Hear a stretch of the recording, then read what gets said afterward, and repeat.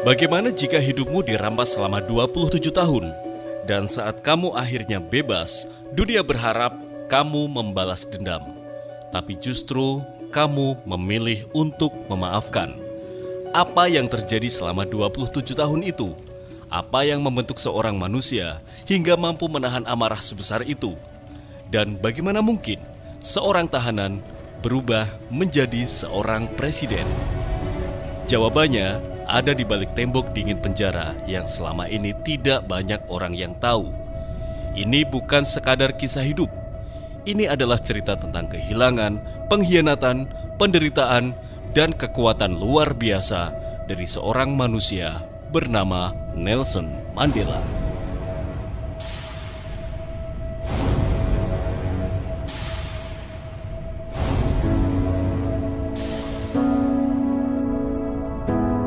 Di sebuah desa kecil bernama Veso di Afrika Selatan, pada tahun 1918 lahirlah seorang anak laki-laki bernama Rolihlahla Mandela.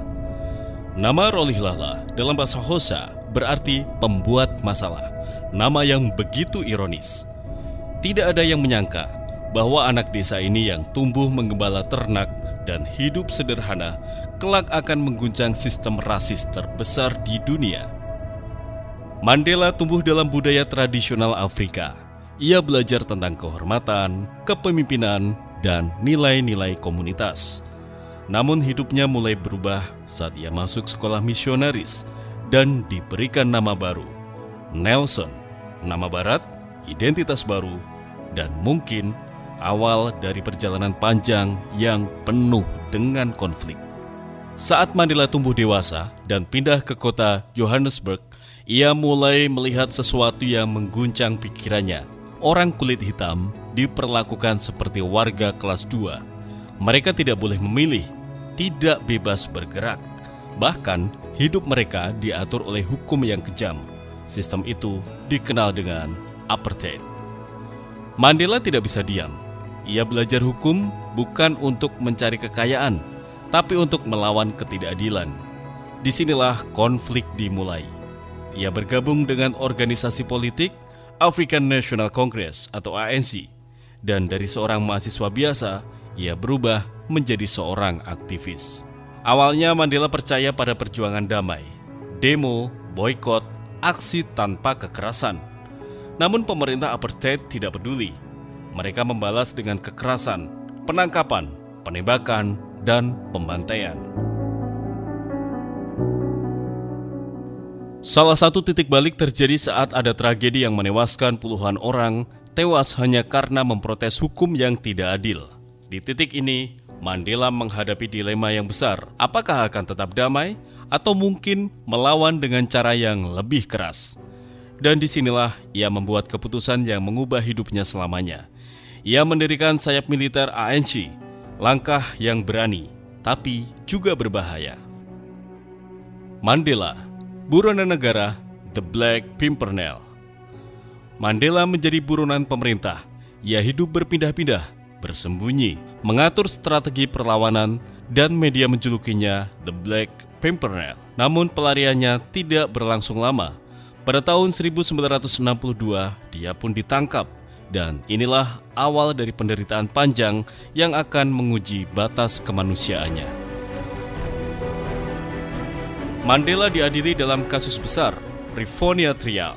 Ia menghadapi ancaman hukuman mati, namun yang ia lakukan di ruang sidang bukan membela diri. Ia justru menyampaikan pidato yang mengguncang dunia. Ia berkata, "Saya telah berjuang melawan dominasi kulit putih, dan saya juga berjuang melawan dominasi kulit hitam. Saya mendambakan masyarakat yang bebas dan demokratis, dan jika perlu, saya siap mati untuk itu." Ruangan itu seketika hening. Hakim akhirnya memutuskan bukan hukuman mati, tapi penjara seumur hidup. Dan Mandela dikirim ke tempat yang akan menjadi rumahnya selama 27 tahun, pulau terpencil bernama Robben Island. Mandela dikirim ke Robben Island. Tempat ini bukan sekadar penjara. Ini adalah tempat untuk mematahkan manusia. Setibanya di sana, Mandela dipaksa hidup dalam sel kecil berukuran sekitar 2 kali 2 meter. Tidak ada tempat tidur, hanya tikar tipis di lantai, bantal pun bahkan tidak ada.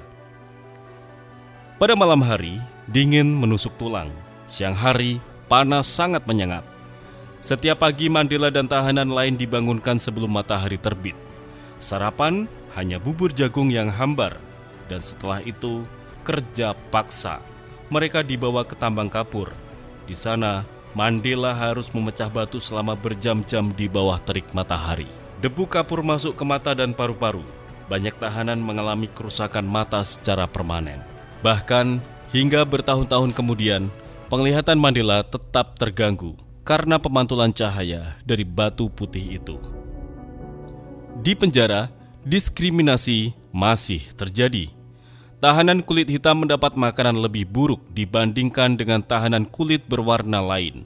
Pakaian mereka lebih tipis, hak mereka lebih sedikit. Mandela dipanggil bukan dengan nama, tapi dengan nomor tahanan 466-64.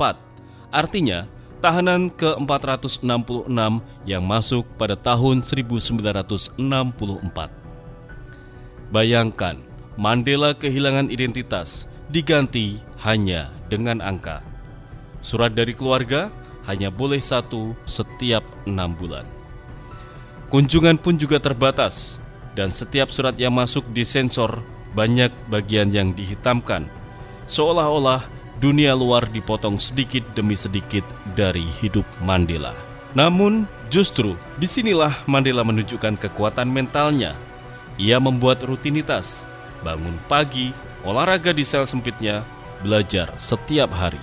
Ia membaca buku apapun yang bisa dia dapatkan. Hukum, politik, sejarah, ia bahkan belajar bahasa Afrikaans, bahasa para penjaga penjara. Banyak orang heran, kenapa belajar bahasa musuh? Karena Mandela percaya, jika kamu ingin berdamai dengan musuhmu, kamu harus bekerja dengan mereka, maka mereka akan menjadi partnermu. Penjara itu perlahan berubah menjadi tempat belajar. Mandela dan tahanan lain saling mengajar. Diskusi politik dilakukan secara diam-diam, ilmu dibagikan secara sembunyi-sembunyi. Mereka menyebutnya Universitas Robben Island. Mandela bukan hanya tahanan, ia menjadi pemimpin. Ia menenangkan konflik antar tahanan, ia mengajarkan disiplin, dan dia menjaga harapan tetap hidup. Mandela tidak hanya diam. Ia melawan dengan cara cerdas. Ketika makanan buruk, ia protes. Ketika perlakuan tidak adil, ia negosiasi. Pelan-pelan, kondisi mulai berubah. Tahanan akhirnya mendapatkan celana panjang, yang sebelumnya para tahanan hanya mendapatkan celana pendek. Makanan sedikit membaik, hak belajar mulai diberikan. Semua ini bukan datang tiba-tiba, tapi hasil dari perjuangan panjang, bahkan dari balik jeruji besi. Ketika di dalam tahanan, ada ujian sisi emosional Mandela ketika ada luka yang tidak bisa ia lawan, yaitu saat anaknya meninggal dunia. Mandela tidak diizinkan hadir di pemakaman. Saat istrinya di penjara, ia tidak bisa membantu. Dan di momen itu, ia benar-benar sendiri. Dan disinilah kebencian hampir mengambil alih. Di tengah keputusasaan, Mandela membuat keputusan paling penting dalam hidupnya. Ia tidak akan membiarkan penjara mengubah hatinya menjadi penuh kebencian. Dan dia berkata dalam pikirannya, "Jika aku keluar dari penjara dengan kebencian, maka aku masih menjadi tahanan." Dan sejak saat itu, dirinya melatih untuk memaafkan, bukan melupakan, tapi melepaskan beban. Di tahun 1980-an, pemerintah apartheid mulai goyah. Tekanan internasional meningkat, ekonomi melemah, protes semakin besar. Secara diam-diam, Mandela mulai melakukan negosiasi dengan pemerintah. Masih sebagai tahanan, masih di dalam penjara. Ini beresiko besar, jika gagal, dirinya bisa dihukum lebih berat. Namun Mandela melihat ini adalah sebuah peluang, bukan hanya untuk bebas, tapi untuk mengakhiri apartheid. 11 Februari 1990, gerbang penjara terbuka. Nelson Mandela akhirnya bebas. Ia berjalan keluar menggandeng istrinya. Dunia menyaksikan secara langsung, dan yang mengejutkan, dirinya tidak terlihat seperti orang yang hancur. Dia berdiri tegak, tenang, berwibawa. Pidato pertamanya setelah bebas mengejutkan banyak orang. Dia tidak menyerukan balas dendam, dia justru menyerukan perdamaian. It is not the kings and generals that make history, but the masses of the people.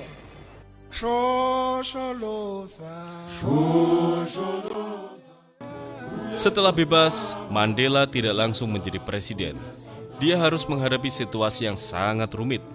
Negara hampir pecah, ketegangan rasial tinggi, kekerasan terjadi di mana-mana. Namun Mandela memilih pendekatan berbeda.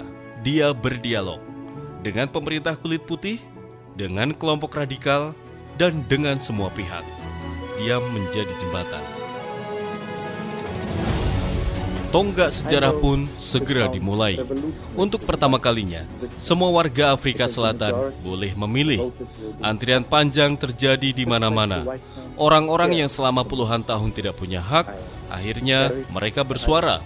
Dan hasilnya, Nelson Mandela terpilih sebagai presiden dari tahanan menjadi pemimpin negara pada pemilu bersejarah 1994. Saat pelantikan, Mandela melakukan sesuatu yang tidak terduga. Dia mengundang mantan penindasnya. Dia bahkan memperlakukan mereka dengan hormat. Dunia terkejut. Namun disitulah letak kekuatannya.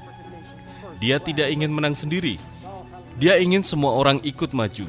Sebagai presiden, Mandela fokus pada rekonsiliasi, yaitu tujuannya untuk mengungkap kebenaran masa lalu, memberi kesempatan untuk mengaku, dan memberi pengampunan. Ini bukan keadilan biasa. Ini adalah upaya menyembuhkan bangsa.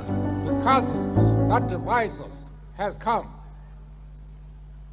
The time to build is upon us. Seorang pria yang kehilangan 27 tahun hidupnya, dipukul, dihina, dipenjara, tapi tidak pernah kehilangan harapan. Dan saat dunia memberinya alasan untuk membenci, justru dia memilih untuk memaafkan. Sekarang Anda tahu apa yang terjadi selama 27 tahun itu? Bukan hanya penderitaan, dari manusia biasa menjadi simbol dunia. Kalau Anda merasa dalam kondisi hidup yang sulit, ingat Mandela, seseorang yang pernah kehilangan 27 tahun hidupnya dan tetap bisa bangkit. Tulis di komentar, saya tidak menyerah.